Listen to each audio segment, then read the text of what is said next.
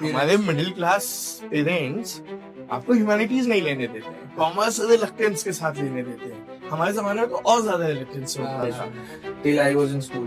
College आके 25 award जीते sir 5 साल में। That is why I see judges retiring and becoming activists and I hate them for that. तो जमीन बचानी है तो छोटा बेटा बदमाश होना चाहिए, तो बदमाश का पढ़ा लिखा स्वरूप वकील है। बना। I have real difficulty with the judges who were not kind to poor on the bench. These things sound good in elite circles where you're sitting and you're discussing. Oh, first year loss. अब जो first year से किसी वकील के साथ जुड़ा है ना, उसको शुरू में भले ही फिगर आउट ना करे, बट विद टाइम वो एक आदमी जो सिर्फ किताब से पढ़ रहा है उससे ज्यादा जानकारी ले ले, वो जानकारी जो उसके काम की। You can face cyber terrorism और बहुत सारे सेक्शंस आईटी के भी मिलते हैं। And I have seen this word on many occasions in my life कि अच्छी लड़ाई में इन सब में कोई आया ऐसे ही रैंडम आ गया, इसका उस लड़ाई से कोई ताल्लुक नहीं है। नमस्कार, आज हमारे साथ अनस तनवीर सर हैं। अनस तनवीर सर एवार है सुप्रीम कोर्ट ऑफ इंडिया में, साथ ही में अभी जो इलेक्शंस हुए हैं एवार एसोसिएशन के, उसमें सर नंबर एग्जीक्यूटिव का इलेक्शन भी जीते हैं। Sir first of all congratulations for winning the election. Second is कि आप, सबसे पहला सवाल मैं किसी भी वकील से अगर करता हूँ तो मैं जो लोग मुझसे पूछते हैं वही मैं सबसे पूछता हूँ कि वकील आप खुद बने या परिस्थितियों ने बना दिए, या वाज इट योर चॉइस या क्या था? दो तीन चीजें थी। तो डिटर्मिनेशन कहाँ से होता है? हाँ। डिटर्मिनेशन होता है 12th के बाद आपने क्या किया, हाँ। या रादर 10th के बाद आपने क्या कोर्स लिया। हाँ, आपका वो कौन सा था स्ट्रीम? तो मेरी स्ट्रीम थी फिजिक्स, केमिस्ट्री, बायो। हाँ। तो नेचुरल वो है कि भाई अब आप तो मेडिकल Engineer दोगे। doctor। नहीं, हाँ मेडिकल, बायो है, मैथ्स नहीं है तो आप मेडिकल करोगे। तो हमने वही किया, हमने मेडिकल एंट्रेंसेस दिए हैं, 2-3 तो क्रैक भी हो गए। लेकिन दो चीजें हुई, एक तो भाई साइंस से डर लगता था। मेरा अभी भी मानना है कि बहुत मैंने ऊपर वाले के करम से एग्जाम्स बहुत क्रैक किए हैं, लेकिन वो किस्मत के किए हैं, ठीक है, नॉलेज के तो नहीं किए हैं। अच्छा। तो इसीलिए मेडिकल उसमें नहीं गए। फिर पिताजी का भी ये था, my father was a district जज बैक देन, एंड एक बैकग्राउंड तो था ही, लाइक चाचू भी डॉक्टर थे तो डॉक्टर बनने का भी चांस था, ये सब था। But truth be told I would have been a terrible doctor. I know I would have been a terrible doctor. मैं जाना भी नहीं चाहता था, वो तो बस क्योंकि ह्यूमैनिटीज लेने नहीं देते हैं। हमारे मिडिल क्लास पेरेंट्स आपको ह्यूमैनिटीज नहीं लेने देते हैं, कॉमर्स रिलक्टेंस के साथ लेने देते हैं। हमारे जमाने में तो और ज्यादा रिलक्टेंस होता था। तो आपके पास दो ऑप्शन थे, मैथ्स या बायो। तो मैथ्स हो नहीं पा रही थी, तो बायो ले लिया कि कुछ तो समझ में आएगा, कुछ तो कर लेंगे। वो भी ऐसे ही बीता लेकिन ले लिया था। तो खैर एंट्रेंस निकल गए। साथ ही साथ एक मैं, यानी इसका क्रेडिट, मैं लॉ में आने का क्रेडिट अगर है तो 2-3 लोगों को बहुत मेजर क्रेडिट है। एक हमारे फादर के बैचमेट थे, now is a senior advocate here, Sudhir Saxena uncle. तो आंटी यानी उनकी वाइफ जो थी, may God rest his soul, her soul, वो लेके आए कि ये देखो, उस टाइम क्लैक नहीं होता था, तो वो NLIU, NUJS इन सब का वो लेके आई इन प्रोस्पेक्टस कि there is a thing called national law university also, तुम इसका क्यों नहीं ट्राई कर रहे हो? मैंने कहा ये आइडिया तो बहुत अच्छा है, मैं लॉ कर लूंगा। मुझे वो कैंपस की NLIU का जैसे प्रोस्पेक्टस देखो उस टाइम का, वो फोटोज अच्छी की, जंगल में कॉलेज है, कितना शानदार है ये। NUJS भी ये सब बड़ा लगा कि ये सब कुछ है अच्छा।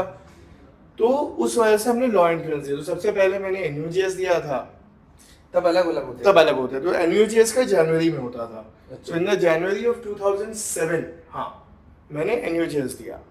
मई में मैंने दिया था NLIU भोपाल। उस साल पेपर लीक हुआ, फिर से वो पेपर हुआ। पेपर तब भी लीक होते थे? हाँ वो साल भी पेपर लीक हुआ था। आई डिस्टिंक्टली रिमेम्बर पेपर लीक हुआ था।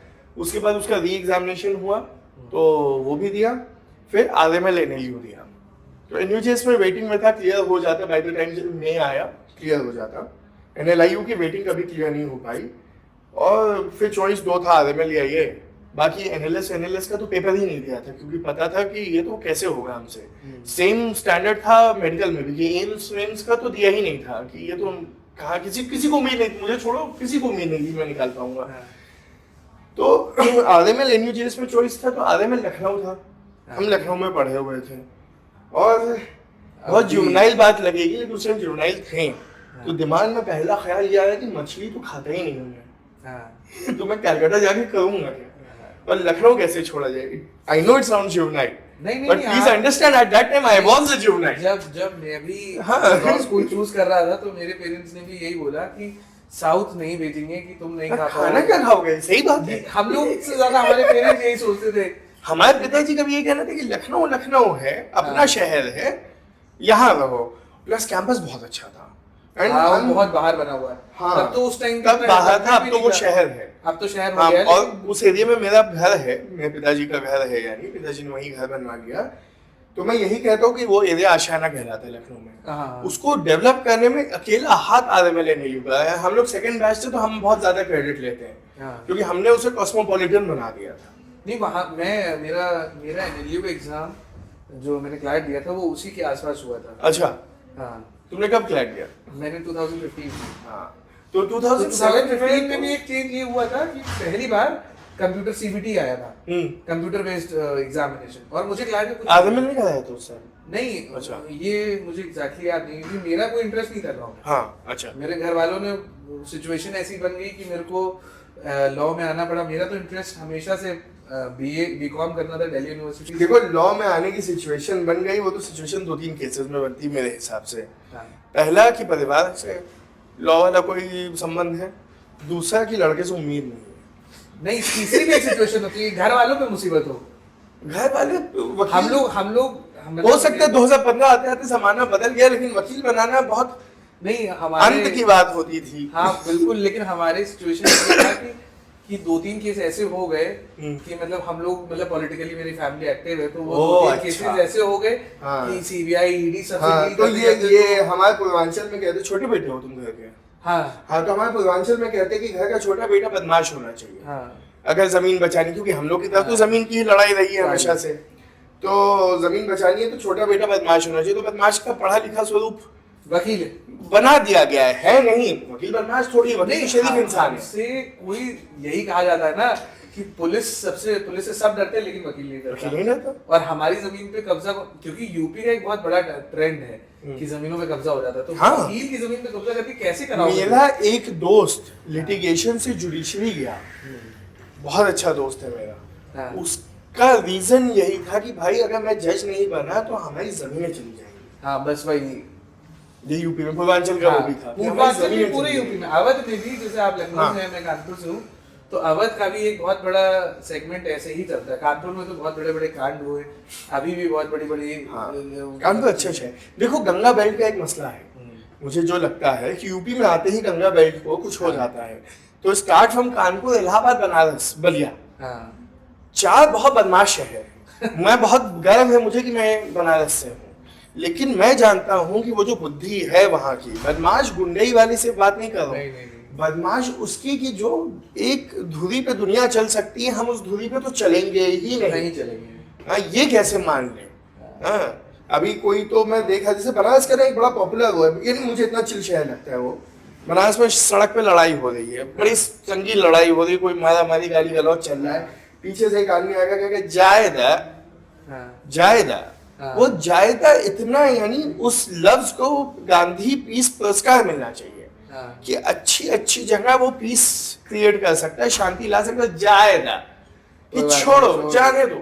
हाँ। And I have seen this word on many occasion in my life कि अच्छी अच्छी लड़ाई में इन सब में कोई आया ऐसे ही रैंडम आदमी जिसका उस लड़ाई से कोई ताल्लुक नहीं है, जायदा, और लोग जाने भी देते हैं।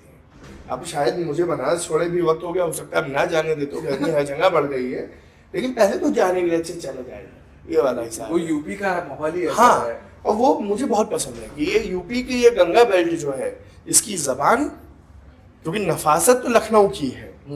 हाँ, मैं जैसे बनारस में पैदा हुआ, 9 तक, 13 साल की उम्र तक मैं बनारस था, 9-10 साल लखनऊ में बीते, 14 साल दिल्ली, चेंज आया होगा। 14 साल दिल्ली में हो गए। गुस्से में बनारस निकलता है। हाँ। तो मेरे जूनियर्स को पता है कि सर अगर बनारसी में डांटने लगे, भोजपुरी बनारसी मिक्स में अगर डांटने लगे तो मतलब गलती बहुत बड़ी हो गई है। हाँ। हाँ, एंड मैं जब्त कर रहा हूँ हाँ। कि मैं गालियां नहीं बकना चाह रहा हूँ, मैं तुम्हें बहुत तेज से डांटना नहीं चाह रहा हूँ, तो मैं जब्त कर रहा हूँ, और जब्त करने की वजह से मैं बनारसी में बोल रहा हूँ। हाँ। तो मेरा गुस्सा बनारसी है। हाँ। हाँ, मोहब्बत शायद लखनऊ की हो, क्योंकि वो एक जबान में जो नफासत, एक सॉफ्टनेस, एक तलफ़ुज़ की जो क्लैरिटी है वो आती है लखनऊ से। बात करने में जो यहाँ आप जब आए होंगे दिल्ली, तो सबसे पहला सवाल लोग आपसे पूछेंगे जी और तुम, आप, नहीं आप, हम वो लोगों को लगता है हमसे लोग पीछे मुड़ के देखते हैं कि अरे कहाँ है आपके नहीं, साथ मुझे बाकी दिल्ली लोग? मेट्रो में एक बार मैंने किसी को उठ के सीट दे दी, मैंने आप बैठिए, तो वो आदमी ऐसे देख, मतलब आप लखनऊ से? हाँ, वो समझ जाता है आदमी कि उधर अदब का है जो तो है, लखनऊ है। अवध जो रीजन हाँ। है, जो हमारे जैसे कानपुर में भी हम लोग आके हम बोले तो लोग पीछे मुड़ के मजाक में पीछे मुड़ के देखते कहते अच्छा, कितना लोग 10-12 लोग कहाँ रह गए हाँ। आपके? नहीं तो वही है ना कि देखो, मुझे लगता है ना, हम क्यों, हम में अहम नहीं, हम मतलब सबका साथ। हाँ, मैं एक कल तो किसी वीडियो में ही देखा था, कोई पुराने आदमी बनारस के कह रहे थे कि बनारस में आदमी पैदा होते ही मैं से हम हो जाता है। हाँ, वो अकेला नहीं चल रहा है, वो सबको लेके और ये पूरा इधर का नहीं, सिर्फ यूपी, बिहार, झारखंड, हाँ, यहाँ तक तो ये यार बंगाल में भी आई थिंक जो हिंदी बोलो हम वाला ही है। हाँ। आई मे बी रॉन्ग, बट मेरे हिसाब से तो यही है। नॉर्थ इधर फिर ये जो 10 साल होता दिल्ली, हाँ, मैं यहाँ पे फिर मैं हो जाता है। मैं नहीं पता, एक वो है ना, हाँ, ये नहीं क्योंकि दिल्ली राजधानी रही है ना, हमेशा दिल्ली से राज राजधानी- करने वाले लोग ही। और मेरा ये कहना है कि मैं कहने की जरूरत उन्हीं को है जिनमें हम की ताकत नहीं है, जिनको ऐसे करना पड़ेगा, जिनको ऐसे करना भी ना पड़े, वो हम बोल के निकल जाते हैं। ये बात सही है। एक बार मैंने बहुत साल पहले फेसबुक पे एक पोस्ट किया था कि अगेन जुवेनाइल पोस्ट नहीं, सब दिल्ली नया नया आया था प्रोफेशन में, तब किया था कि दिल्ली और लखनऊ में एक फर्क है कि दिल्ली का लौंडा कहता है कि तू जानता है मेरा बाप कौन है, हाँ, लखनऊ का लौंडा कहता है जानते हो हम कौन है। हाँ। वो तो ये फर्क है बहुत मेजर। सही बात है। तो खैर, हाँ। नहीं तो सर फिर लॉ मतलब फिर लॉ प्रैक्टिस, तो लॉ में ये हुआ कि आ गए एनएलयू, लखनऊ आ गए हम, आरएमएल एनएलयू। उस वक्त कहा जाता था, हम लोग फ्लेक्स करते थे हमारा बहुत अच्छा कैंपस है, हमारा इंफ्रास्ट्रक्चर बहुत अच्छा है। इट इज़ क्वाइट अनफॉर्चुनेट कि मुझे 14 साल हो गए ग्रेजुएट हुए, मैं आज भी अगर जूनियर से बात करता हूँ या मैं रेडिट पे इन सब जगह देख रहा हूँ आरएमएल के बारे में, तो भी लोग सिर्फ इंफ्रास्ट्रक्चर ही कहते हैं। And it is so disappointing कि 14 साल तक हम सिर्फ इंफ्रास्ट्रक्चर लेके बैठे थे, जो कि थैंक्स टू मुलायम जी की सरकार में बन के बहुत अच्छा, बजट आया तो बहुत अच्छा, वो तो बन गया था, लेकिन उसके बाद क्या प्लेसमेंट की हम क्यों नहीं बात कर रहे? हमारे में वो डेवलप, हमने एक पॉइंट पे मूटिंग सर्कल में बहुत अच्छा किया था जी। जब हम पहले 5 साल में हमारे कॉलेज में मैं मेरा बैचमेट था देवेश, उसकी टीम स्टेटसन के इंटरनेशनल राउंड्स में गई थी। हाँ, देवेश चारू और अंकिता, नहीं आई डोंट नो 100%, सॉरी, हाँ देवेश चारू इन लोग की टीम गई थी। फिर उसके बाद अंकित लोग की टीम जेसप के इंटरनेशनल राउंड्स में गई थी, और एक और टीम जेसप के इंटरनेशनल राउंड्स में गई थी। मैं लाइडन के इंटरनेशनल राउंड्स में गया था, मेरी टीम गई थी। हमने एक बहुत अच्छा बिल्ड किया होता, वो मूटिंग प्रीमियर लीग होती थी लीगली इंडिया पे, इन सब पे। हाँ, तो बट सर आप अगर आपको पता हो, अभी बहुत रिसेंटली एक नई इशू 2023 से कि हमारे पास वो नहीं है ना। हाँ, 2023 से एप्लीकेशन पेंडिंग, और अब तो ये सुप्रीम कोर्ट का इशू है, मतलब अभी नहीं, ये अभी भी बीसीआई का इशू अभी है। एक प्रॉब्लम चल रहा है जो जिसपे सुप्रीम कोर्ट में भी पिटिशन फाइल हुई, बीसीआई ने चैलेंज कर दिया। 2025 में एक जजमेंट आया दिल्ली हाई कोर्ट का, उसका इंटरप्रिटेशन सबका अपना अपना है, और बीसीआई ने उसको चैलेंज नहीं किया। बहुत टाइम तक बीसीआई ने ये बोला कि नहीं, we are abiding by it with word and spirit.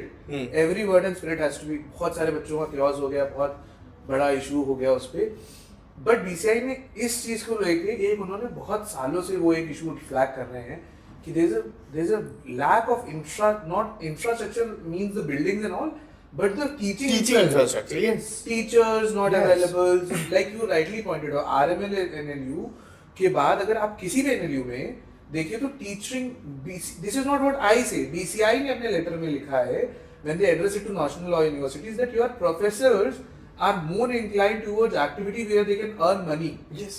So why not teaching? Listen, why not? Everyone else is doing that. No, but then the adequate number of teaching facility is not available. नहीं, it is भाई, हमारे time पे हमें याद है, हमारे पास Kumar अस्कन Pandey sir थे, AP Singh sir थे, बहुत अच्छे प्रोफेसर थे हमारे, मैं बहुत मानता था उनको। बीबी पांडे सर आके कभी कभी क्लास लेते थे, और हमारे एक ये मानवेंद्र कुमार तिवारी सर थे, ये लोग अच्छे प्रोफेसर्स थे, जी लेकिन मैं इनको गिन रहा हूँ ना उंगली पे, हाँ क्योंकि गिने चुने थे। और पवन कुमार पांडे सर थे, ये लोग थे दो चार अच्छे प्रोफेसर्स थे हम लोग के पास, कुंडू सर ये लोग अच्छे थे, Seema Siddiqui, these were good teachers, but we also had teachers कि मेरे बाल ऐसे ही नहीं झड़े बाल खींचने पड़ गए थे, इट्स अ जोक, बट हाँ ऐसे भी थे कि there was a teacher who in an open class was while teaching evidence act said that evidence act does not apply in civil cases. Actus is not an element of crime. मेरी इकलौती back उसमें almost I थी उस paper में, क्योंकि आपने बोल दिया होगा कि गलत हाँ है। इसीलिए नहीं बिकॉज देखिए मैं एग्री करता हूँ आपकी बात से। आपने बोला ना टीचर्स गिने चुने हैं, the problem is that only कि लॉ स्कूल आज की डेट में हर गली में है। इनफैक्ट अभी कल AIB का एग्जाम हुआ, पिछले साल बहुत बच्चे फेल हुए, उसका सबसे बड़ा रीजन ये था कि बच्चों को प्रैक्टिकल नॉलेज ही नहीं है। जैसे आप एग्जाम का जो भी एग्जाम देखेंगे ना, उस एग्जाम में आपने ऐसे ये बोला ना कि evidence act does not apply to civil cases, तो वो क्वेश्चन आया कल AIB का क्वेश्चन एक था कि CPC does not apply to one of the this tribunals, वो tribunals are arbitrary because arbitrary tribunal से ऑब्वियसली बाकी सारे तो अप्लाई करते हैं, तो ये क्वेश्चन लेकिन ये किसी को नहीं पता होगा। ये क्यों नहीं पता होगा कि आपने आर्बिट्रेशन एक्ट पढ़ा है, पहले सेक्शन में है ये चीज, नहीं बट पढ़ा शुरू में तो आपको नहीं है ना। मिलेगी। हाँ भाई ये तो देखो, इसके लिए एक पढ़ाई चीज और ही नहीं है। है ना सर, डिफिकल्टी देखो मैं एक बात बताऊं तुम्हें, मेरा एक बात मानना है कि वही फैकल्टी सबके पास है, वैसे ही सबके पास है, वो मीम चलता है ना, पढ़ने वाले कहीं भी पढ़ लेते हैं, हाँ तो वैसा सा है। कुछ तो थोड़ा आपको करना पड़ेगा। अगर आप उसी स्तर तक हैं कि जो टीचर पढ़ा रहे हैं हम बस उतना जानेंगे, नहीं हम बस उतना करेंगे, तो आप रेस में पीछे हैं। आपको ये समझना पड़ेगा एकदम जिस तरह से मशरूमिंग हुई है लॉ स्कूल की, हर अगला आदमी, पहले दिल्ली के लिए मैं कहता था कि पत्थर खींचे मारो तो इंजीनियर, कुत्ते को मारो तो इंजीनियर को लग जाएगा, क्योंकि इतना इंजीनियर है ये, मैं इंजीनियर की बुराई नहीं कर रहा आपके हूँ। टाइम पे था। हाँ अब वो लॉयर के लिए हो जाएगा, हो रहा है कि अगर इतने लोग आ रहे हैं इंडस्ट्री में, तो how will you be a cut above others until unless you put your own effort. हम लोग का कॉलेज जब हम आए थे तो सिर्फ इंफ्रास्ट्रक्चर था ना, हमें खुद को बनाना था, क्योंकि टीचर्स VC आएंगे चले जाएंगे। मेरे पास वो डिग्री राम मनोहर लोहिया राष्ट्रीय विधि विश्वविद्यालय की ही रहेगी, एग्रीड। मेरे पास और कोई डिग्री नहीं है, मैं हमेशा वहां का ग्रेजुएट रहूंगा, मेरे नाम के साथ वो जुड़ा हुआ है। तो हम उस जिद के साथ, उस पैशन के साथ काम करते थे, कमेटीज बनाई थी, मूड कोर्ट्स करते थे, मूड कोर्ट्स ऑर्गेनाइज करते थे, पेपर्स पब्लिश करते थे, जा के जीत के आते थे। और and we had a good administrator also that way, Balwaj Chauhan, क्योंकि वो बच्चों की जो इतनी वो होती थी ना अचीवमेंट, उनको पब्लिसाइज बहुत करते थे। हमें अटेंडेंस का मसला नहीं था, अगर मूड कर रहे तो अटेंडेंस का मसला नहीं था, आने जाने का मसला नहीं था, पैसे का मसला नहीं था। At that point college used to fund that and we did work hard for that. But उसके बाद अभी अगर मैं RML को टॉप मोटिव उसमें नहीं देख रहा हूँ, प्लेसमेंट्स में मैं टॉप पे नहीं देख रहा हूँ, तो एडमिनिस्ट्रेशन का भी इंट्रोस्पेक्शन है। स्टूडेंट्स को छोड़ दीजिए, एडमिनिस्ट्रेशन को इंट्रोस्पेक्ट करना पड़ेगा वहाँ पे, और हर लॉ स्कूल में, क्योंकि अब कंपटीशन इजी तो नहीं हो सकता जी, इजी तो नहीं हो पाएगा। इनफैक्ट जो ये है 75% का rule, I agree that it should be there, but उसमें कुछ चेंजेस जो अटेंडेंस रूल उसमें I can never agree with the attendance नहीं rule. I'm उसमें sorry. I agree with it on few perspectives कि सर देखिए, जैसे आप कॉन्स्टिट्यूशन है, कॉन्स्टिट्यूशन के बेसिक्स नहीं पता होंगे तो आप जाके सीखोगे क्या? When you go in the practical field, when you don't know what Article 32 is, Article 226 is, professors are required to put it in your mind, because when it is in your mind, then only it will come and be मैं applied. फिर भी कहता हूँ attendance mandatory जरूरी है sir ये practical training वाली चीजें। GLC का एग्जांपल सब देते हैं, GLC में अटेंडेंस का कोई ज्यादा वो नहीं होता था, जितने बड़े बड़े लेजेंड निकले GLC से निकलते हैं। क्यों? क्योंकि क्लास किया या नहीं भी किया, लॉ फॉर्म से जुड़े हुए हैं, वकीलों के साथ जुड़े हुए हैं, फर्स्ट ईयर लॉ से। अब जो फर्स्ट ईयर से किसी वकील के साथ जुड़ा है ना, उसको शुरू में भले ही फिगर आउट ना करें, बट विद टाइम वो एक आदमी जो सिर्फ किताब से पढ़ रहा है उससे ज्यादा जानकारी ले ले, वो जानकारी जो उसके काम की है। बिल्कुल, ये ज्यादा काम इस किया। इस बात पे मैं एग्री करता हूँ, क्योंकि मैं जितने भी लॉ स्कूल्स के डीन्स और प्रोफेसर से मिला हूँ लास्ट फ्यू इयर्स में, इनफैक्ट इकफाई ने एक प्रोग्राम किया था दिल्ली में, तो मैं उसमें भी गया था, तो मैंने उनको ये बोला कि आप अपने जितना भी टेन्योर है लास्ट 2 इयर्स में आप एग्जामिशन दो, 1 महीने का तो एग्जामिशन दो बच्चे का। अलीगढ़ हैज दैट, अलीगढ़ में एक ही टाइम इंटर्नशिप होती है, फाइनल ईयर में 15 दिन के लिए बच्चे आते हैं। वो उससे फायदा क्या होगा? 15 दिन में, अब आप समझिए 15 दिन में सुप्रीम कोर्ट आते हैं, वकीलों के पास रखा जाता है उनको।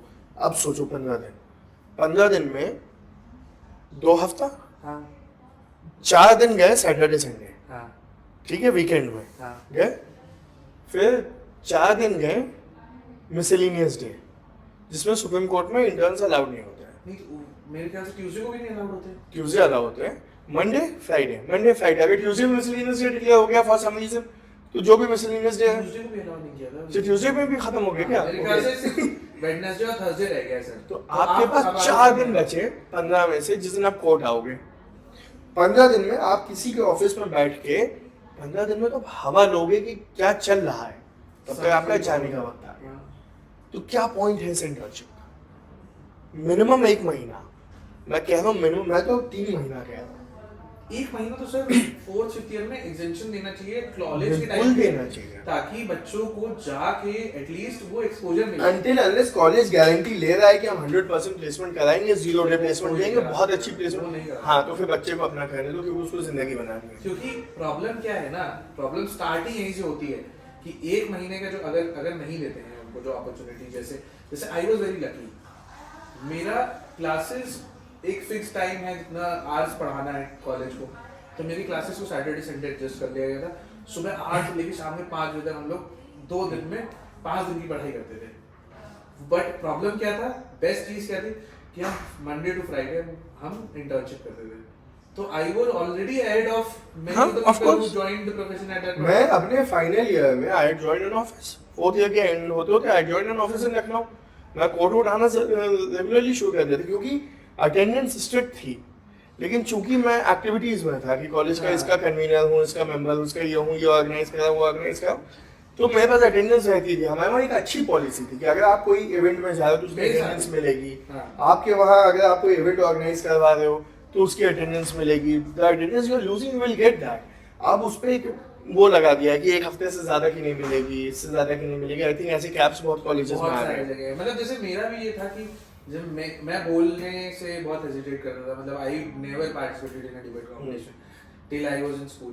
कॉलेज आके 25 अवार्ड जीते सर 5 साल में, क्या बात। और वो भी तब। और I would always say this that my director and my deputy director, मतलब now he was HOD at that point of time, he is deputy director now, उन्होंने बहुत सपोर्ट किया। मैं सबसे बड़ा क्रिटिक मैं हूँ उनका, ठीक है, कभी भी कुछ भी होता है सबसे पहले मैं ही उनसे लड़ता हूँ, लेकिन I can say this any time and every time that उन्होंने जो सपोर्ट किया। बिकॉज आपको क्या चाहिए, आपको पैसे शायद चाहिए हो नहीं चाहिए हो, वो एक फाइनेंशियल सिचुएशन अलग होती है, बट वो जो सपोर्ट है, ठीक है, कि आप जा रहे हो, आपको उस चीज का हेल्प मिल रही है, प्लस आप अगर टीम लीड कर रहे हो, एंड दे वुड कॉल मी। मैं किसी भी हाँ, वही इंस्टीट्यूशन की बैकिंग मिल जाए तो मैं यही कह रहा हूँ, आपको बच्चों को बैठा के रखना आवश्यक नहीं है। लॉ में तो जरूरी नहीं है, लॉ यानी थ्योरी नहीं है। बट आपने पहले 3 साल में पढ़ा लीजिए, आप 3 साल में कॉन्स्टिट्यूशन पढ़ा लीजिए, बेसिक क्रिमिनल लॉ पढ़ा लीजिए, बेल एक्ट पढ़ना सिखा दीजिए, लीगल मेथड्स में बेल एक्ट पढ़ना सिखा दीजिए, आप सीपीसी सीआरपीसी का थोड़ा सा बेसिक्स ही बता दीजिए, क्योंकि पढ़ा तो किसी कॉलेज में कोई नहीं पढ़ा रहा है सीपीसी सीआरपीसी। ठीक है, मेरा ये मानना है कि वो प्रैक्टिकल नॉलेज वाले ही पढ़ा पाएंगे, थ्योरी की चीज ही नहीं है वो। आप बस और कुछ नहीं, आप बच्चों को बेल एक्ट पढ़ना समझना सिखा दीजिए और छोड़ दें उन्हें, जिसको बनना होगा वो बन जाएगा। आपको बैठा के आप पढ़ाओगे, उसकी जरूरत नहीं है जजमेंट से लटने की। मुझे I don't know, I should be ashamed of it और प्राउड ऑफ इट, मुझे बहुत ज्यादा प्रोविजंस याद नहीं है, क्योंकि मुझे जरूरत नहीं है। At any given point I will have the bare act. मैं रटूं क्यों? That is the reason why AIB is convicted with हाँ, Bear मैं कह रहा हूँ, मैं बेयर एक्ट पढ़ना जानता हूँ, मुझे शैल में पता है, मुझे प्रोविजो क्या होता है वो पता है, मुझे पता है कि कौन सी चीज हाईलाइट है, कौन सी चीज पे की इसमें से इंग्रेडिएंट्स कैसे निकालने हैं। अगर मुझे ये पता है, मुझे प्रोविजन रखने की कोई आवश्यकता नहीं है। रही बात जजमेंट्स की, मुझे पता है न judgement exist that says this, I will do research and I will find it. I don't really need to remember the citation or the name of which judge was. These things sound good in elite circles where you're sitting and you're discussing, Ahmadi said this, Justice Ahmadi said this in that judgment, Waliawa said this in that judgment, Hidayatullah said this in that judgment. Well and good, very nice. But for my basic wakalat, do I need that? When I'm starting off, do I need that? No. I need to know how to read the Bail Act. Yes. I need to know how to talk to a client, how to find a client, how to network, how to, and most importantly, something that I have still not been able to learn, how to ask for fees. That is, ये सबसे मुश्किल सवाल है। मेरे पापा का कहना 80% वकालत ये है हाँ। कि फीस निकाल लो। 100%। नहीं 80%, अरे यार वो थोड़ा तो वकालत में वकालत तो है दो। देखिए एक चीज बोलता हूँ मैं, जैसे आपने हमारे प्रोफेशन के सबसे नोबल या सबसे स्टॉलवर्ड राम जेठमलानी जी थे, तो उन्होंने भी जब वकालत करी तो 80% वकालत तो वो फ्री में करते थे, सिर्फ 20% क्लाइंट ऐसे थे। तो मैंने जो कॉन्सेप्ट जेठमलानी साहब, हम भी वही कर रहे हैं लेकिन हम गरीब है, जेठमलानी साहब गरीब नहीं थे। हाँ। दोनों में फर्क है। मेरा 70-80% प्रो बोनो है, मैं मजाक बात भी नहीं कर रहा हूँ। मेरा 70-80% काम प्रो बोनो है। क्योंकि मुझे ये लगता है कि जब हम लोग, जैसे मैं बहुत यंग हूँ, आपसे तो सिर्फ बहुत कम एक्सपीरियंस है मुझे, लेकिन जब मैंने स्टार्ट किया था तो मेरे पे ट्रस्ट करने के लिए सबसे पहले कोई इंसान रेडी था जिसको मैंने शायद, क्योंकि उसको नहीं समझ आ रहा है, गरीब इंसान ये सोचता है कि अगर मुझे कोई रिलीफ दिला देंगे, और वो धीरे धीरे करके वो बात आगे बढ़ती जाती है और फिर लोग आने लगते हैं वहां से कि मतलब हाँ इन्होंने रिलीफ दिलाई। फिर उसके बाद जब आप कोर्ट में होते हो, बदतमीजी की बात करूं, जज, मैं तो आजकल ये एक दिन बैठा सोच रहा था कि कौन थे वो लोग, जब मैंने जब वकालत शुरू की 22 साल का था, 22 साल के लड़के पे ट्रस्ट क्यों कर रहे थे तुम लोग? लोगों ने ट्रस्ट किया। मैं वकालत में आया हूँ, मेरे पास 1-2 क्लाइंट पहले 5वें दिन में आ गया था, वो बाद में पता चला वो फ्रीवियस लिटिगेंट है, उसका मुझे वो कोर्ट में दिखाया बहुत बार, मुझे वो वही है कि वो वाला है कि उसको केसेस फाइल करने, कुछ लोगों को एडिक्शन होता है, वकाल जो कोर्ट आ गया उसको मजा आता है, लिटिगेंट को एडिक्शन हो जाता है। तुम ये बहुत नोटिस करोगे, कई क्लाइंट है केस खत्म हो जाएगा तो दुखी हो जाएंगे, उनको मजा आने लगता है, उनके लिए एक जुआ बन जाता है, उसको उनको एक पर्पस ऑफ लाइफ बन जाता है। ऐसे क्लाइंट्स को बहुत डिसवेड करना पड़ता है कि भैया इसको अपनी जिंदगी मत बनाओ, क्योंकि इट्स थ्रिलिंग। ऑब्वियसली हम लोग डेली कर रहे हैं, शायद उतना ना लगे, किसी के लिए बहुत थ्रिलिंग है। मुझे वो क्लाइंट याद है, एंड मुझे ऊपर वाले का करम है कि उस दिन मैटर जैसे भी हुआ, मैं आर्ग्यू कर रहा था दिल्ली हाई कोर्ट में।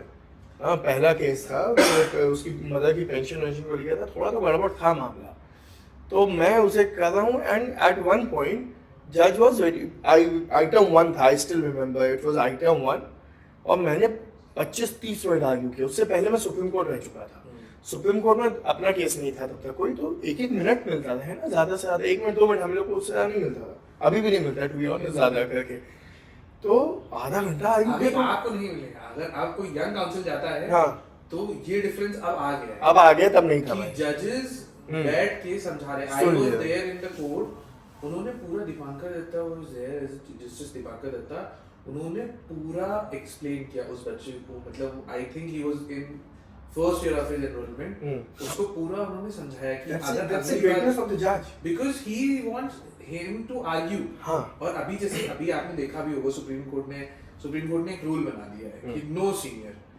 वो वेकेशन का वो बहुत पहले से हर साल रहता है, अब इम्प्लीमेंट हो रहा है, और वो इम्प्लीमेंट हर साल पहले 2 वीक में इम्प्लीमेंट होता है। अच्छा, उसके बाद नहीं होगा, वो पता देखते हैं अभी नहीं पता, बट वो चीज इसलिए मोटिवेटिंग है कि यंग लोगों को उस लेवल की ट्यूटरिंग मिले, क्योंकि उनको सिखाने वाला कौन है। बेशक, देखो बहुत लोगों ने ये कहा, जैसे being an elected representative now, लोग मैसेज करते हैं कि यार देखो सीनियर चाहिए इस मैटर में, हम नहीं ले जाएंगे तो लॉस होगा क्लाइंट का भी, ये भी वो भी, और मैं आज वही कह रहा था कि इस पे भाई अपॉर्चुनिटी है, इसको यूज कर। मैं जब इंडिपेंडेंट हुआ था, बहुत इंटरेस्टिंग है कि मेरी लास्ट सैलरी जो थी 5-6 साल की वकालत के बाद जिस ऑफिस में मैं था, वॉज 25,000 रुपीज, ठीक है, तो बहुत मिली थी आपको उस टाइम भाई, 6 साल की वकालत हो चुकी थी, अच्छा, तब 25,000, ठीक है, अभी लोगों को नहीं मिलती है भाई, नहीं यार, अब तो अच्छी सैलरी में जूनियर को मिल रही है, आप दे रहे हैं ना, क्योंकि आप नहीं यार, हम बाकी लोग बाकी दे रहे जगह हैं। भी अब मैं देखा हूँ यार,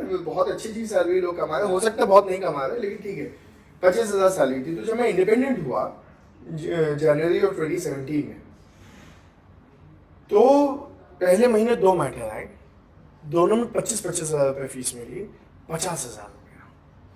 मैंने कहा ये तो double of what I was earning. मैं एकदम खुश कि बस यही है कि बहुत पहले इंडिपेंडेंट हो जाना चाहिए था। फिर फेब, मार्च, अप्रैल, मई कुछ नहीं आया, 1 रुपए का काम नहीं आया। ठीक है मेरे पास, and I am grateful, really grateful to mister Sanjay Hegde for that. उन्होंने मुझे एक छत दी हुई थी, एक ऑफिस दिया हुआ था बैठने के लिए, मेरे पास एक जगह थी बैठने की, एक छत थी रहने की, और वो नहीं होता तो ये जो 4 महीना था तो ये वही था कि वापस ही जाना पड़ता कि चल नहीं रहा है। वो ऐसा था कि चल नहीं रहा है, लेकिन ठीक है कि मैं उस वक्त मिस्टर हेगड़े के कामों में भी इन्वॉल्व हो गया, अपना कोई काम नहीं था तो एज अ जूनियर, इवन तो कभी ऑफिशियली जूनियर नहीं था उनका, लेकिन उनके केसेस में इन्वॉल्व होने लगा कि कुछ तो करो ना, एक्टिव रहना बहुत जरूरी था। नहीं तो डिप्रेशन, और तब तक तो मैं डिप्रेशन को मानता भी नहीं था ना, डिप्रेशन को मानने मैंने 2020 से शुरू किया है कि मेंटल हेल्थ इशू होते हैं, और मैं इलेक्शन लड़ा हूँ इस बार मेंटल हेल्थ के इशू पे सबसे ज़्यादा। बट एनीवे, तो वो नहीं होता तो मैं वापस चला जाता। फिर वेकेशन में जाए, मैं वेकेशन में घर क्यों जाता कि पैसा नहीं है, कुछ नहीं है, कुछ करूँ, तो मैं टहल रहा था। मेरा एक दोस्त मिला कॉलेज का जो कि लिटिगेशन में नहीं था, एनजीओ सेक्टर में था। उसने बोला, उसने कहा अरे एक केस फाइल करोगे, एक केस करोगे, अर्जेंट है। मैंने कहा, उसने एक बॉम्बे से एडवोकेट है, उन्होंने मिलवाया, फूड सिक्योरिटी को लेके ये केसेस थे, हाँ, महिला बचत गज के। और मैंने कहा हाँ भाई मैं करूँगा। बोले यार देखो इसमें मिस्टर हेगड़े को करना होगा, वो वेकेशन में है। मैंने कहा यार है, लेकिन सीनियर्स अपेयर होने नहीं देंगे, जजेस अपेयर नहीं होने दे रहे। बोले अच्छा ठीक है देख लेना, ये कर लो। तो उन्होंने कहा, उन्होंने फीस पूछा, मैं कहा मैं क्या ही कोट करूँगा, आपको जो ठीक लगे। बोले तो will give you what we are giving other advocates. मैं कहा हाँ फाइन, ठीक है, उसमें क्या दिक्कत है, जो भी दे दो ईमानदारी से। मुझे 1 लाख रुपये, वो 4 महीने कवर हो गए। हाँ, मैंने कहा बस, and that since that day, मैं कहता हूँ आज ही मैं किसी को कह रहा था कि मेरी वकालत चली है वेकेशन में। मैं उस साल मैं बहुत अपेयर हुआ क्योंकि मैं टहलता था, मैं पढ़ा रहता था, मैं थोड़ा अपेयर हो सकता था, आर्ग्यू कर लेता था। कई लोगों को ये हुआ कि अच्छा यार हम नहीं है, ये कर रहा हूँ, पैसा मिला नहीं मिला मतलब नहीं। लेकिन मुझे, मैं अभी भी उस पर हूँ कि अगर मुझे मैटर मिल रहा है, अगर किसी कोई दोस्त या कोई वो कह रहा है कि जाके आर्ग्यू कर लो, मैं फीस नहीं मांगूंगा। I now sometimes regularly get engage to argue the matter before different benches, district court में, बेल के लिए, सुप्रीम कोर्ट में, और ये सब मैट्रिमोनियल के लिए। हाँ, बट मैं उसमें कभी फीस नहीं कोट करता क्योंकि पहले तो मैं अपनी वैल्यू नहीं समझ रहा हूँ कि मैं कैसे कोट करूँ अपने कोलीग को। हाँ, मुझसे बड़े भी हैं कई उम्र में, तो मैं कैसे कोट कर दूँ। दूसरा ये कि मेरा ये है कि चलो आ रहा है ना, मेरा एक अपना आ रहा है जो मैं कर रहा हूँ, उससे मैं कमा ले रहा हूँ, ये मेरा एक्स्ट्रा है, इसमें मुझे अपॉर्चुनिटी मिल रही है। तो मैं 15-14 साल की वकालत के बाद भी मैं अपॉर्चुनिटीज मिल रही है और मैं ढूंढ रहा हूँ। तो जो नए बच्चे आते हैं कहते हैं कि अपॉर्चुनिटीज से क्या होगा, सैलरी मिल जाए, 100% अभी मैं नहीं चाहता कोई बच्चा बिना सैलरी के काम करे। ढंग की सैलरी मिलनी चाहिए, मैं देता हूँ, मैं ये प्रैक्टिस चाहता हूँ कि बिना सैलरी एक्सप्लॉइटेशन ना हो। लेकिन किसी का ये कहना कि सिर्फ एक्सपोजर से क्या होता है, वकालत में एक्सपोजर से बहुत कुछ होता है। आपको अगर उस पोडियम पे वहाँ पे बार पे खड़े होने को मिल रहा है, मुंह खोलने को मिल रहा है, टॉकिंग सुप्रीम कोर्ट, क्योंकि मैं ज्यादा सुप्रीम कोर्ट की वकालत है, ज्यादा क्या मेरी 95% सुप्रीम कोर्ट की वकालत है। तो आपका सुप्रीम कोर्ट वही मेरा हाई कोर्ट, मतलब मेरे हाँ। दोस्त हैं वो डिस्ट्रिक्ट कोर्ट में बहुत कंफर्टेबल है, बट उनको हाई कोर्ट में थोड़ा हेजिटेशन है या उनके अपने रीजंस। मैं हाई कोर्ट में बहुत हेजिटेट हो तो जाता वो हूँ। मेरे को बोलते हैं कि भैया आ जाओ, और भले ही वो आर्ग्यू कर रहे हैं, मैं ज्यादातर वो मुझे ही आगे कर देते हैं कि तुम ही आगे बढ़ लो, तुम्हें सब कुछ पता है, तुमको ये समझ में आ गया है, अब तुम आगे बढ़ लो। तो मेरे को सबसे ज्यादा खुशी इस बात की मिलती है कि मैं अपने दोस्त की मदद कर पा रहा हूँ, प्लस मेरी गुडविल बन रही। और ये चीज बहुत इंपॉर्टेंट है, जैसे आपने बोला मैंने एक मैटर किया हाई कोर्ट के सामने, और बहुत ही मतलब उस दिन 4:45 हो गया था। मैं लाइक कि यार अब तो सुना नहीं जाएगा, नेक्स्ट आइटम मेरा है। मेरे से पहले कोई सीनियर आया, उन्होंने 30-40 मिनट लिए, तो अब मेरे को लगा, और पीछे से उनका स्टाफ आ गया जज का कि सर चलिए। तो मैं लाइक कि अब तो क्या ही सुना जाएगा, मैं उठने लगा, उन्होंने बोला नेक्स्ट आइटम, मैंने कहा अच्छा। और उसके बाद उन्होंने 5:30 बजे तक मैटर सुना, और उस मैटर की वजह से जब मैं दोबारा उसी हफ्ते में उनकी कोर्ट में फिर हुआ, तो जिस केस में मुझे थोड़ा कम डाउट था कि यार इसमें रिलीफ मिलेगी नहीं मिलेगी, जज ने मुझसे बस 4 सवाल पूछे और उन्होंने समझा दिया कि ऐसे ऐसे करके वो है। तो वो डिफरेंस वहां से हाँ आ वही जाता मैं है। कह रहा हूँ कि देखो, एक तो इस्लाम में एक कॉन्सेप्ट है गैब का। गैब मतलब unseen, okay. Things you don't know, things you don't see. हाँ। हाँ, तो हमारे वहाँ कहते हैं 2 जगह से आपके पास रिस्क यानी नहीं समझ लो, योर सस्टेनेंस आता है। एक तो जो दिख रहा है, लेकिन वकील के पास ना सच में गैब से आता है। हाँ। गैब से आना सबसे अच्छा पैसा होता है, क्योंकि हमें नहीं पता है कल कौन सा पैसा कमाऊंगा, कहाँ जाएगा, हाँ। कल क्या आएगा हमें नहीं पता है। ठीक है, और मैं यही कह रहा हूँ कि मैं फॉर एग्जाम्पल मैं इलेक्शन लड़ रहा था, मैं एक इंसान को नहीं जानता था, मैं वोट मांगने गया, वो इलेक्शन वाले दिन वो लाइन लगी है, वोट मांग रहे, चिल्ला चिल्ली चल रहा है। हाँ हाँ तुम थे। तो वो आदमी आया, उसने कहा आई वोट फॉर यू, क्योंकि तुमने मुझे एक कॉपी दिलवाई थी एक मैटर में। हाँ, उसकी कॉपी। अब ये बहुत छोटी सी चीज थी, मुझे मैंने जब कॉपी दिलवाई वो ऐसी दिलवा दी, तो इसलिए थोड़ी की थी कि इलेक्शन में वोट मिलेगा। तो कौन सी चीज कहाँ काम आए, इसीलिए मैं कह रहा हूँ जब हम कह रहे हैं सिर्फ एक्सपोजर से करता है, एक्सपोजर से बहुत होता है यार। तुम दिख रहे हो अगर जजेस को, तुम रेगुलरली आर्ग्यू कर रहे हो, तो तुम दूसरे का केस तो हमेशा एज ए जूनियर अपने बॉस का केस तो प्रैक्टिस ही के लिए था। अपने केस में वो रिस्क नहीं ले सकते, अपने केस में हमेशा ज्यादा घबराहट होगी तुम्हें स्टेक्स पता है, उसमें स्टेक्स नहीं पता है तुम्हें। तो मेरे दोस्तों से मैं यही कहता हूँ, अगर मुझे वो ब्रीफ कर, मैं फोन करके पूछना, ये बताओ मुझसे कितनी उम्मीद है तुम्हें, हाँ कितना प्रेशर है तुम पे।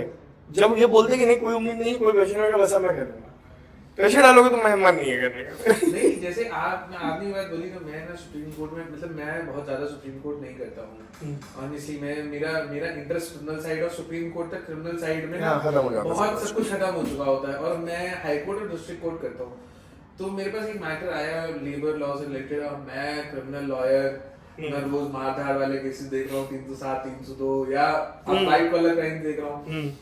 अब लेबर लॉ का केस आया मेरे पास, मेरा जूनियर वो बोला कि मैंने बात करी बहुत लोगों से, सब फीस बता रहे, ये बता रहे, वो बता रहे। मैंने उससे पूछा, मैंने कहा कि यार एक बात बताओ इशू क्या है। अब वो केस ऐसा इंटरेस्टिंग केस था कि उसमें रिव्यू फाइल करना था। मैंने कहा चलो यार गरीब लोग हैं, सुप्रीम कोर्ट में जजमेंट था, रिव्यू फाइल करना था। मैंने कहा कि यार एक काम करते हैं, जो तुम्हें वो फीस दे, मैंने उससे यही बोला, मैंने कहा वो तुमको जो फीस दे, मुझे कुछ नहीं चाहिए, कुछ जो तुमको वो दे दे, हमें बस फाइलिंग का जो भी एक्सपेंस होगा, कुछ फाइलिंग फीस लगेगी है, जो भी क्लर्क का है, बस वो दे। क्योंकि क्लर्क का आप जानते हो सुप्रीम कोर्ट में बिना क्लर्क के आप फाइलिंग नहीं कर सकते, वो भी रिव्यू। तो मैंने वो फाइल कराया, रिव्यू तो ऐसे भी लिस्ट होनी चेंबर में है, क्या ही करना है। नहीं आप वही तो उसके बाद मोस्टली वो रिव्यू अलाउ हो गई open court hearing. Wow, it is still pending, but वो हाई स्टेक मैटर है। एंड अब मेरी साइड से भी एक सीनियर, मतलब मैं सीनियर नहीं लेके जाता हूँ, मेरे अलावा और जो लोग उसमें इन्वॉल्व हैं वो सीनियर लेके जाते हैं, और हमारे ऑपोजिट भी सीनियर है। अब सबसे इंटरेस्टिंग बात, जब पहली बार ओपन कोर्ट हियरिंग लगी तो सीनियर वाज एक्सप्लेनिंग लॉ, ये वो, एंड जस्टिस अमानुल्लाह और जस्टिस दीपाकर दत्ता वाज देयर। उन्होंने बोला कि आप ये बताइए कि लॉ तो ठीक है, लॉ की बात मैं समझता हूँ, बट इसमें इशू और क्या है। अब सीनियर फिर उनको लॉ एक्सप्लेन कर रहे, मतलब मैं उस दिन समझा कि कुछ एक इमोशनल साइड भी होता है जजेस का। उन्होंने बोला आप क्या, मैंने बोला कि इफ क्योंकि सीनियर थे तो मैंने बोला if court permits I would want to add something. तो मैंने उनको ये बोला कि मैंने जो अमाउंट उनको मिल रहा है और जो एक्चुअल में मिलना चाहिए उसमें बहुत बड़ा डिफरेंस है। उन्होंने बोला I will not let even 1% suffer from this, और उन्होंने फिर नोटिस कर दिया और ऑपोजिट अपीयर हो गया। और वो डिफरेंस, मतलब मैं वो जो ये भी मैं बता, अच्छा पॉइंट तुमने रेज किया, बट हम लोग ना, एंड ये मैंने रियलाइज किया अभी हाल फिलहाल में बहुत ज्यादा घूम फिर के, जो आदमी वहां खड़ा बोल रहा है, and this is why it is very necessary to have a good AR or a good assisting council, जो वहां खड़ा बोल रहा है, he is just looking at the जज, उसका जज से वो है द लार्जर पिक्चर, और even what's following from my Lord's वाला हिसाब जो है ना, कि क्या कहना चाह रहे हो, क्या समझे, क्योंकि आप अपने एक जोन में हो। मैंने बहुत सीनियर वकीलों को देखा है कि आर्ग्यू करते हुए हाथ थोड़ा सा तो कांप रहा है। वो स्टेक सुप्रीम कोर्ट में खास करके स्टेक ऐसा है, हाँ आखिरी दरवाजा है ये, इसके बाद कोई दरवाजा नहीं है आपके पास खोलने को। तो वहां पे क्या बताया था, हाँ जो साइड में खड़ा है ना, उसकी असिस्टेंट काउंसिलर एवार है, मैं कहता हूँ एवा का एज अ जूनियर भी जब मैं था, मेरा सबसे बड़ा काम होता था जज ऑब्जर्व करना, who is with me, who is not with me at that point. When should I pull the down of the senior counsel to make him stop? अभी जैसे फॉर एग्जाम्पल 9 जज के सामने थे, अब at some point because a judge was sitting in extreme corner, he wanted to put something, but the counsel here continued looking in front and arguing, और उधर because ना बड़ा बेंच है उधर उसने देखा ही नहीं एक केस इसमें 9 जज में 1 counsel, and I was observing was, so the judge did not ask the question then, and I thought maybe that question would have led it to in a different direction or a more crucial, it would have been a crucial question, but वो जिम्मेदारी उस वक्त एवार की थी या assistant council की थी कि वो सारा देखे कि कहाँ से क्वेश्चन आ रहा है क्या आ रहा है।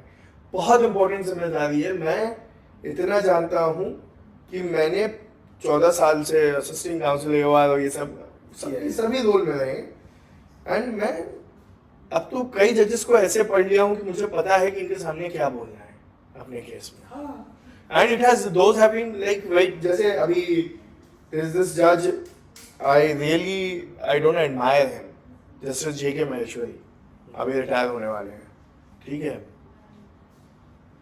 he is considered a tough judge, there is no doubt, he is considered a tough judge, but I understood after sitting in his court for quite some time what the man needs is pointers. आप लंबी लंबी कहानियां उनको नहीं चाहिए, कहानियां उनको point चाहिए। आपकी वकालत आपका प्रेजेंटेशन उस हिसाब से होना चाहिए जो जज को चाहिए। आप साड़ी बेच रहे हो, आप बेच रहे हो कुछ, आप अपने हिसाब से नहीं बेचोगे, आप ग्राहक के हिसाब से बेचोगे। वो कह रही है कि अगर जॉर्जेट की साड़ी चाहिए तो भाभी जी यही है, बस एक लौता पीस है, ये आप ही के लिए बस रखा था, ये फला फिल्म ने फला ने पहना था। You are selling your argument, you are selling your client, you are selling your case there. So आपको बहुत पर्टिकुलर रहना है कि जज क्या चाह रहा है। How do you sell it to that judge? You should, the judge is your customer at that point. You are selling yourself to the judge. नहीं, I agree because जैसे मैं भी हूँ, मैं तो मेरा तो जैसे मैं बहुत आउट स्टेशन किया हूँ, नैनीताल हाई कोर्ट और बैंगलोर, तो वहाँ तो आपके पास कुछ नहीं होता। वहाँ तो आप जाते हो एक मैटर के लिए और वहाँ बैठे होते, तो वहाँ से मैंने एक हैबिट डेवलप करी to sit in the courts, and that is very helpful, क्योंकि मुझे by the time my matter will come, I am very well equipped with the questions the जज विल आस्क। अब एक दिन की बात है कि I was in Supreme Court और एक मेरे से 2-3 आइटम पहले जज ने पूछा कॉन्डोनेशन ऑफ डिले में आपने ये रीजन क्यों लिखा है, and the reason stated was wrong because he had done all the inquiry with regard to that. अब उस बात पे वो बहुत नाराज हो गए, तो सबसे पहली चीज मैंने करी, मैंने अपनी फाइल में सबसे पहले यही देखा कि मैंने क्या रीजन लिखा है, am I right on that? हाँ एग्जैक्टली भाई, मैं सुप्रीम कोर्ट में भी और बाकी, और अगर कोई कोर्ट है अनफेमिलियर तो मैं एक दिन पहले जाके बैठूंगा, अगर मेरे पास time, if I can find time I will try to go and sit a day before कि भाई जज को ऑब्जर्व करूं कि कहाँ लाइन ऑफ क्वेश्चनिंग क्या है, कैसे किधर देख रहे हैं, किस बात पे गुस्सा होते हैं, किस पे नहीं। सुप्रीम कोर्ट ठीक है, बाय एंड लार्ज में ज्यादातर जजेस को समझ गया हूँ कि इसके सामने कैसा है क्योंकि वहीं रहते हैं, लेकिन ये बहुत जरूरी है समझना वकालत में कि आप एडमेंट वहाँ होइए जब आपका गाउन बदल गया हो, आपकी उम्र हो गई हो तो आप एडमेंट हो जाइए, ठीक है। नहीं, क्योंकि वो जो डिफरेंस है, मतलब सीनियर, हाँ बस वो एक चेंज आ तो सीनियर बनने तक आपको अपने क्लाइंट को रिलीफ दिलाते रहना है ना, तभी तो आप सीनियर बनोगे। आपको अपना परफॉर्मेंस अच्छा करना होगा तभी तो बनोगे। परफॉर्मेंस जैसे beauty lies in the eyes of the beholder, your performance lies in eyes of the जज एंड द ऑडियंस। इससे वही कोट फिट बैठता है ना, it is not the person who knows the law is not the great lawyer, the person who knows the judge is the but knows the judge not in the sense he you personally know the judge or otherwise, but understand the judge, that is read the judge, okay, because there is a specific question that they want to know.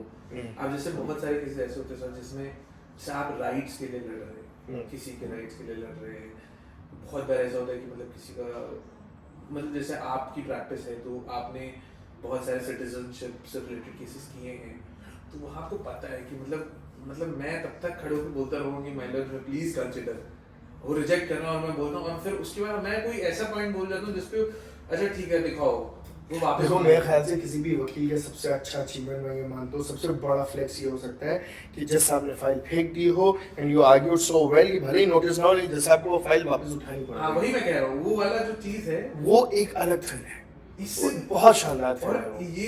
ये मेरे साथ Allahabad high court में हुआ। मैं Allahabad high court में था और मतलब मेरा आज तक का उससे बेस्ट एक्सपीरियंस कभी नहीं था। और मैं वो मैटर ट्रांसफर हो गया जीपी कोर्ट से, क्योंकि 8 मैटर लगते हैं एक कोर्ट में, वहाँ से ट्रांसफर होकर दूसरी डिवीजन बेंच पे गया। हमने नोटिस एडवांस कर ही रखा था, स्टेट के अगेंस्ट केस था और हमें मालूम था, मेरे को बहुत अच्छे से पता था एक ही सवाल है, मेंटेनेबिलिटी। रिट आप फाइल करेंगे तो सबसे पहला सवाल मेंटेनेबिलिटी है। तो मैं पूरा फर्स्ट राउंड पे नहीं अपीयर हुआ, वहाँ पे रूल है कि ठीक है कोई बात नहीं, सेकंड राउंड में अपीयर हो जाए। तो सेकंड राउंड पे भी अपीयर नहीं हुआ, तो मैंने उनको बोला मेरे travelled all the way from Delhi, तो मेरे को आप सुन लो मे बी यू। तो फिर मैंने आर्ग्यू किया और अच्छे से उनको प्रेजेंट किया, सब कुछ सुना है। तो उन्होंने बोला ठीक है कॉल द ऑपोजिट साइड। मैंने कॉल करने की कोशिश की, नहीं मिला।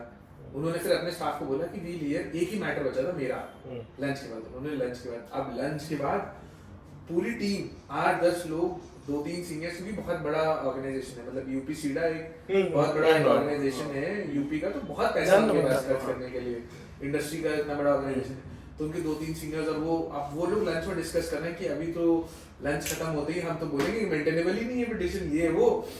और जजेस ने बैठते सिर्फ 2 सवाल पूछे। उन्होंने जज ने, वो सीनियर आर्ग्यू करने लगे, जज ने बोला देखिए अभी मुझे ये सब नहीं पता ना, मुझे आप बस 2 चीज बताओ, पैसा ड्यू है? उन्होंने बोला हाँ ड्यू है। उन्होंने बोला आपके पास, आपने दिया नहीं है अब तक? बोला नहीं दिया। बोले ठीक है, मुझे बोला मेंटेनेबल नहीं है। तो फिर उनका जो जवाब था आज भी मुझे याद है, उन्होंने ये बोला कि a young counsel has argued very well and I am on his side, law is on his side, I will give him relief and आप भी एग्री कर रहे हो that you are wrong, maintainability खत्म। हाँ रिलीफ देना भाई, ends of justice भी तो है। नहीं वो मेंटेनेबल था, मैं जजमेंट लेके गया था। उसी सबसे अच्छी चीज मैंने जो सीखी है ना, वो इतने दिनों में ये सीखी है कि जिस जज के सामने जा रहे हो ना, उस जज का जजमेंट ले जाओ उसी पॉइंट पे जिस पे आपको लगता है कि सबसे अभी। भाई देखो अभी हाल में मैं एक मैटर में सुप्रीम कोर्ट में अपीयर हुआ, दोनों जजेस की जजमेंट ले गया था। हाँ। दोनों में फेवर में, फिर भी डिसमिसल लेके आए। नहीं तो वो फिर उन्होंने वो क्रिमिनल केस है, फैक्ट्स और ये वो, फिर जो भी हो उसमें भी वही सवाल था कि तुमने पैसे क्यों मांगा। हाँ। The question was there is a series of judgment which says कि 467 420 साथ में नहीं लग सकता, एलिमेंट अलग है 415 का उसका। अभी लेटेस्ट भी बहुत सारे कई जजमेंट है, दिल्ली रेस कोर्ट से शुरू होता है, उसके बाद रिपीटेड जजमेंट्स है। हाँ। हाँ तो वो दो जज जिनके सामने मैं था, उन दोनों का एक जजमेंट था इस पे।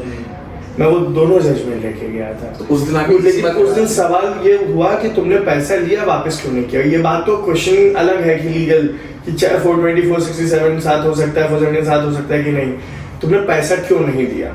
और हमारा ये भी कहना था कि सिविल केस फाइल है, उसके बाद उसने सिविल केस फाइल किया, ये वो हम उस पर दे देंगे, वो नहीं पैसा क्यों नहीं दिया, जाओ फेस द ट्रायल 42। ठीक है, तो खैर उन सबसे तो जजमेंट से मैं सुप्रीम कोर्ट में ही जानता हूँ और एडमिशन इसलिए फर्क ही नहीं पड़ता। आपको मैंने बोला ना कि जब सुप्रीम कोर्ट आप पहुंचते हो तो बहुत कुछ एग्जॉस्ट कुछ जजमेंट से फर्क नहीं पड़ता है, बहुत कुछ फर्क बहुत नहीं देखिए फर्क तो नहीं पड़ता, लेकिन जैसे आप किसी जज के सामने उसी का जजमेंट लेके जाएंगे उसी क्वेश्चन ऑफ लॉ पे, तो वो जज ये तो जैसे आप मुस्कुराए ना, ऐसी जज भी मुस्कुराता कि अच्छा उस दिन भी थे, अब मैं जजमेंट अपने ही डिसीजन के अगेंस्ट कैसे दूं। लेकिन वो फिर दूसरा लूप ले आए। देखो भाई वो जो जज बैठा है ना वहाँ, उसको रिजेक्ट करना है, वो बहुत साल वकालत कर चुका है। He knows what you're trying to do. He's letting you do that. Because they have been from this side to that side, so they understand the difference. नहीं but वही है, जैसे जो भी आप मतलब हम लोग उस पॉइंट पे थे जब आप राइट्स के लिए, जैसे आपने बहुत सारा काम किया है specially on the citizenship aspect, तो मतलब उसके साथ ही फिर हम लोग कंक्लूड करेंगे कि जो आपका ये जर्नी थी of going forward as a lawyer, doing camps in Assam, doing all those activities in Assam just to focus on the basically to get relief for the people जो उनके राइट्स है उनको सेफगार्ड करने के लिए, तो वो इंटरेस्ट कहाँ से, और उसके बाद भी कॉन्सिक्वेंसेस बहुत ज़्यादा किए आपने। नहीं मैं जब कॉलेज में था तभी लीगल एड का रनिंग नहीं था, लीगल एड कमेटी बनाई थी, उसका रनिंग में गया था। एक तो लीगल एड को लेके पहले से वो रहा है कि भाई हमारे वहाँ बहुत बड़ी डिस्क्रिपेंसी, बहुत बड़ा डिस्टेंस है जनता और न्यायालय के बीच में। ठीक है, न्याय और जनता के बीच में, न्याय और निर्धन के बीच। तो मुझे बड़ा अच्छा लगता है, so UP state legal service authority का मोटो है न्याय चला निर्धन से मिलने। मुझे बहुत अच्छा लगता है और यही सही तरीका, न्याय को जाना पड़ेगा निर्धन से मिलने। तो ये वहाँ से शुरुआत की मूड तो वहाँ से ही था ये वो, प्लस जो हो रहा था वो बहुत अनफॉर्चुनेट था। मैंने जो केसेस किए यार, तुम्हारा नाम क्या है बताओ, स्पेलिंग बताओ। वरुण VRUN, पूरा नाम बताओ। K Varun Katiyar. Katiyar, KATIYAR। It can also be KATIAR, हाँ हो सकता है ना। हाँ, ठीक है, Varun in Bengal can be BHARUN also, BARUN also. Varun also, okay. That's how they इतने pronounce. पे किसी की सिटीजनशिप छीन लेना, सिटीजनशिप आप समझो क्या चीज है। आपका सारा फंडामेंटल राइट किसको छोड़ के सिटीजन के लिए है। हाँ, इतने से पे वो भी उन कागज में जो कागज उन लोगों ने बनाए नहीं, उन लोगों से जिनके पास रहने को छत नहीं है, उनसे आप 1951 से 1971 के बीच के कागज, 1971 से पहले के कागज मांग रहे हो और उनको निकाल दो। जो कागज ला रहे हैं तो उसमें ग्रामेटिकल मिस्टेक निकाल लो, स्पेलिंग एरर्स निकाल लो, on a hyper technical ground तुम किसी का फंडामेंटल राइट सिटीजनशिप छीन रहे हो। ये कोर्ट्स ने भी किया है। There is a very now known as a liberal judge who back then all the cases that came to me on where the dismissal was on hyper-technical ground were his judgments. That is why I see judges retiring and becoming activists, and I hate them for that. You had the power to do something you did not. Now you want to run a shop out here. I have real difficulty with the judges who were not kind to poor on the bench, but now to become an activist. You don't do that. When you had power, why didn't you take up those matters? You had those matters. At least 2-3 judges who have now become sort of activists. I remember being before them in these foreigner cases and them dismissing them on hyper-technical grounds. Not even issuing notice, not even giving them a chance of hearing. You take away citizenship, you tell people to go in detention centers. Do you understand the condition of detention centers? These people don't even under the provision court they bail, there is no provision of bail for them. The jail manual does not apply on them. detention center. Yes, they are in jail, but the jail manual does not apply. When jail manual does not apply, what does that mean? You have no rights inside. Okay. So, but these detention centers are separate. अब बन रहे हैं separate. पहले नहीं। हमेशा Goalpara jail, ये jail, वो jail, उन्हीं सब जगह जेलों में ही लोग रहे हैं। वही डिटेंशन सेंटर से डबल, और ऐसे ही इंडिया के जेलों में जगह नहीं, उसमें से हम डिटेंशन सेंटर भी बना दो। This is a very big fight too. तो ये लड़ाई देखो, हमारे साथ समझो एक चीज, कॉन्स्टिट्यूशन की मैकेनिज्म क्या है। Part 3 of the constitution is judicial against state. क्यों? Because our founding father knew this and it's a very solid philosophical thought कि स्टेट को मजबूत होने के लिए जनता के अधिकारों का हनन होगा, जनता को मजबूत होने के लिए स्टेट के दायित्वों को पूरा करवाना होगा। ये ऐसे काम करता है। स्टेट मजबूत होता जाएगा, स्टेट एज ए गवर्नमेंट मजबूत होता जाएगा, जनता कमजोर होती जाएगी। वो बैलेंस बहुत जरूरी है, बहुत जरूरी। जनता मजबूत होती जाएगी, स्टेट कमजोर होता है। लेकिन मेरा मानना है state should only be a service provider. तुम्हें टैक्स दे रहा है, तुम काम करो। आज from Assam, what started from Assam SIR के रूप में, बंगाल, यूपी, बिहार, हर जगह SIR करके आपने लोगों को डाउटफुल वोटर तो बना दिया। जब डी वोटर बन जाता है तो अगला स्टेप आता है deletion from the voter list. जब डिलीशन हो जाएगा वोटर लिस्ट से तो अगला स्टेप आता है डिटेक्शन। एंड आप जाएंगे ट्राइब्यूनल सामने, burden of proof is on you to prove that you are a citizen of this country. Why should I और anyone who was born in this country have to have this burden to prove that they are the citizen? मैं इस देश का नागरिक हूँ और शायद इस देश के इतिहास में आजादी से बाद पहली बार हम उस सिचुएशन में हैं जहां हमें अपनी नागरिकता को लेके हम 100% श्योर नहीं है। आप आरटीआई लगा लीजिए, सरकार से पूछ लीजिए, एक कागज बताओ जिससे प्रूव हो जाए citizenship. There is not a single document that proves your citizenship. Aadhaar is not, PAN card is not, passport is not, your birth certificate is not. और बर्थ सर्टिफिकेट कितने लोगों के पास है? तुम लोग बाद में पैदा हुए, तुम लोग के पास तो होगा। अर्ली 90s में 80s में जो पैदा हुआ, कौन सा बर्थ सर्टिफिकेट? घर में पैदा होते थे बच्चे, बच्चा केंद्र में पैदा होते थे। उसके बाद भी नहीं होते थे, मेरा भी नहीं है बर्थ सर्टिफिकेट। ठीक है, तो आपके पास कागज क्या है? अगर मैं तुमसे कह दूं तुम अपनी सिटीजनशिप प्रूव कर लो, कैसे करोगे? How do you prove? Wait, you when were you born? 1997 हाँ? 1997 97 ना, 2003 से पहले। If today you are called upon, you will have to prove that either of your parents were Indian citizen. By your birth only it doesn't matter. But either of your parents were Indian citizen, तो तुम्हें अपने पिताजी के भी कागज लेके आने पड़ेंगे। या तो फिर आपके पिताजी वोटर 2003 की लिस्ट में। वो तो SIR में, वो SIR का अलग, वो तो बस डिटेक्शन के लिए है, वो तो डाउटफुल वोटर के लिए। हाँ। जब ये प्रोसेस आएगा, हाँ। जहाँ सिटीजन अभी आपका वोट EC कर रहा है, जब इस होम मिनिस्ट्री करेगा, क्योंकि ये पावर सिटीजनशिप की तो होम के पास है, जब वहां शुरू होगा तब आप देखिए। हम में से, आप में से कोई एब्सोल्युटली सिटीजनशिप प्रूव नहीं कर सकता है। एंड कंट्रोवर्शियल नहीं करना चाहता हूं मैं कुछ, लेकिन अगर हमारे जितने टॉप के नेता हैं, चाहे प्रधानमंत्री हो जाए, जो उनसे मांग लीजिए कागज, देखिए वो तो मान लीजिए कागज, वो भी सिटीजनशिप ऐसे प्रूव नहीं कर पाते। जो बर्डन आपने उन लोगों के हाथ में दिया है जो जाहिल है, जो जाहिल इन द सेंस उस तरह जाहिल नहीं कह रहा मैं, जाहिल है कि जो शायद पढ़ने लिखने का मौका ही नहीं मिला, जिनके पास छत नहीं है। 4 में जो लोग रहते हैं असम में, वहां बाढ़ आती है, ब्रह्मपुत्र की बाढ़ जमीन काटती है। उनकी जो जमीन थी 20 साल पहले, आज वो जमीन ही नहीं एग्जिस्ट करती है, क्योंकि ब्रह्मपुत्र ने काट दिया है उसे। वो लोग बाढ़ में अपना घर छोड़ के अपना कागज सर पे रख के भागते हैं पहले। क्यों किसी पे ये प्रेशर आए? ये तो फैक्ट है कि जो हम लोग, और फिर तो तुम्हारा ये सवाल कि मैं क्यों कर रहा हूँ, मैं क्यों करूँ, क्यों ना करूँ? अगर मैं काली वर्दी पहन रहा हूँ और मैं उसे वर्दी ही बोलता हूँ, अगर मुझे ऊपर वाले ने यहाँ तक पहुँचाया है कि मैं सुप्रीम कोर्ट में एडवोकेट ऑन रिकॉर्ड हूँ, ऊपर वाले कर्म से एक इलेक्टेड एग्जीक्यूटिव मेंबर हूँ, मैं इंग्लिश बोल सकता हूँ, इंग्लिश समझ सकता हूँ, मैं कानून समझ रहा हूँ, मैं लिख सकता हूँ, मेरे कलम में ताकत है, तो वो ताकत इस्तेमाल होगी तो सबसे पहले उसके लिए होगी जो आखिरी खड़ा है।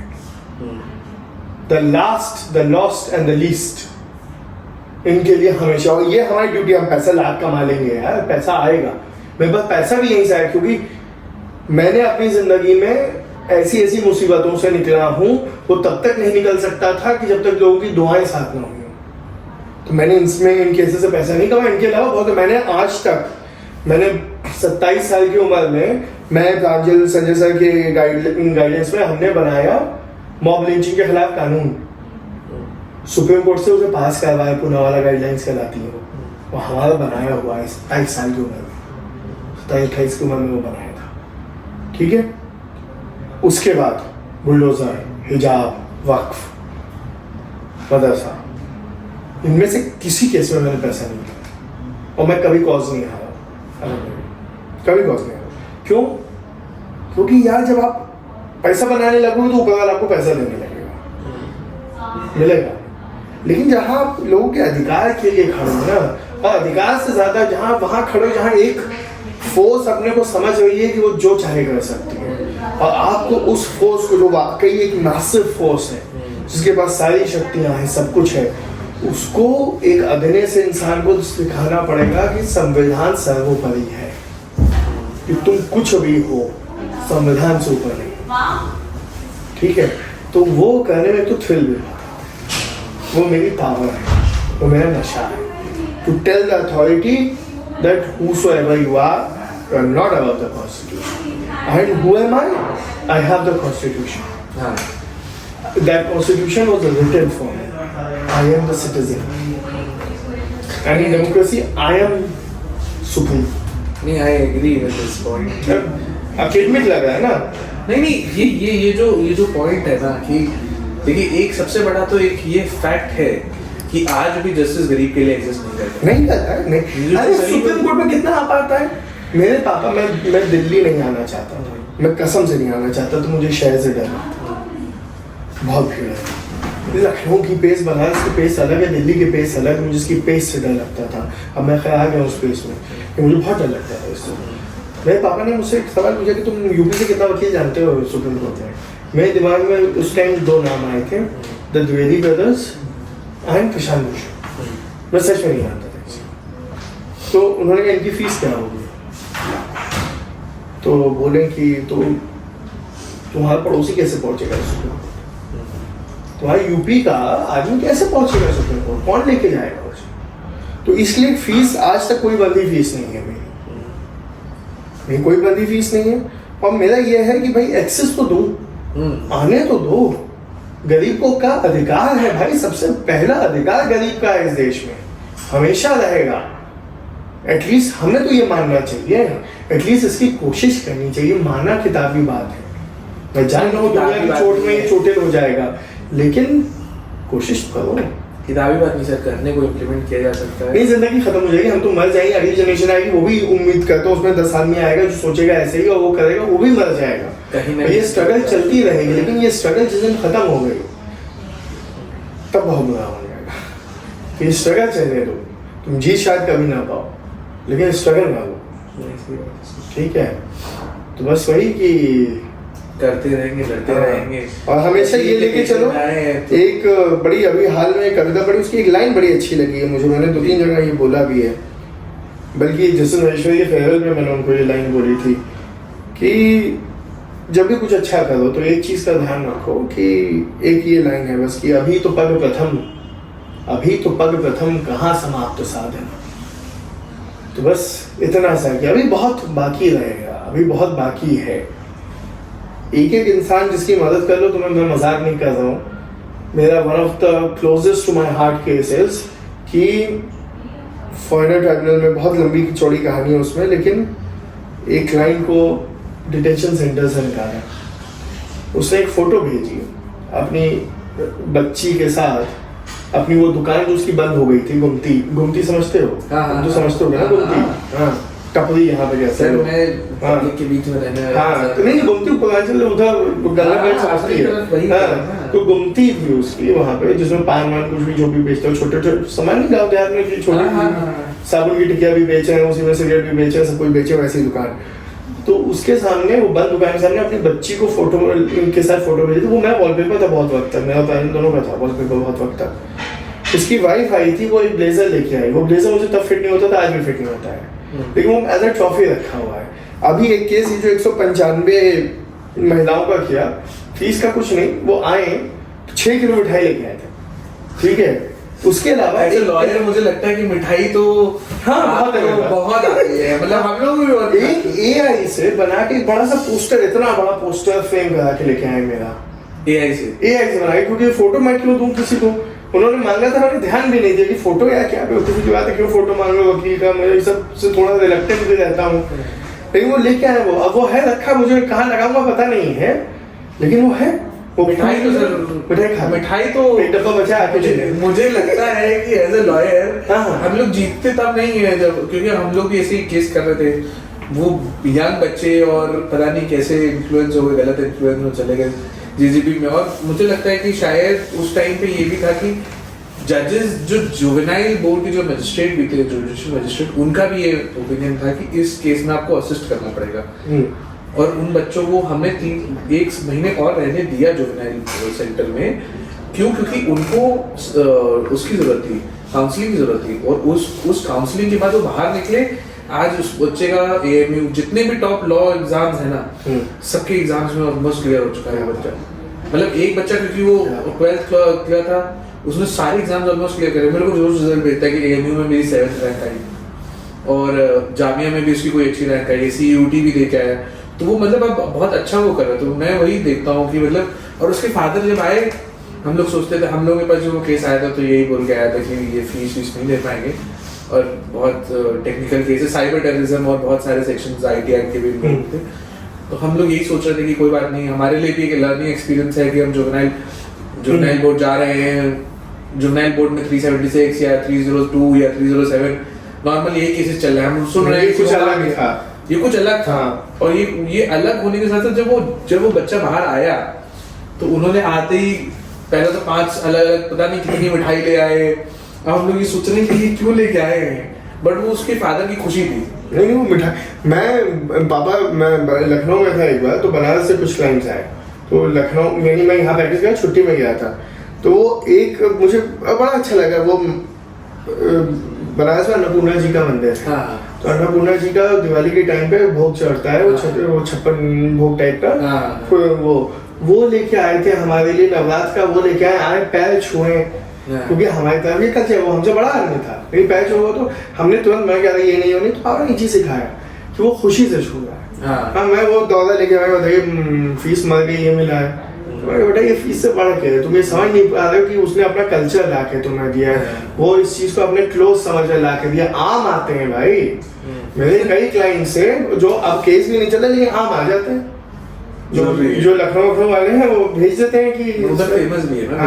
लखनऊ बनारस से लंबा आ रहा है, लखनऊ से दशहरी आ रहा है, रतौल से रतौल आ रहा है, ये सब आम आ जाते हैं। ये वकीलों की खासियत है। हाँ? डॉक्टर को फीस के अलावा कुछ नहीं मिलता, वकीलों को पता नहीं यार, मिलता ही होगा, हमें क्या पता। नहीं मतलब हम लोग देखते हैं ना, हमारे साथ वाले हैं जो डॉक्टर्स हैं, उनको क्या दे जाएगा आदमी, उन डॉक्टर साहब को तो फीस वो भी नहीं मांगते ना, उनका तो पहले ही मांग लिया जाता है। तो उनका पेड है ना भाई। हाँ। उनको उसका मिल चुका है, हमें ये हमारी फीस से कट के मिल रहा है, भले ही मोहब्बत में है, लेकिन ये फीस से कट के मिल रहा है, ये लेके चलिए। चलिए ठीक है, thank you so much, great, thank you so much sir. Thank you.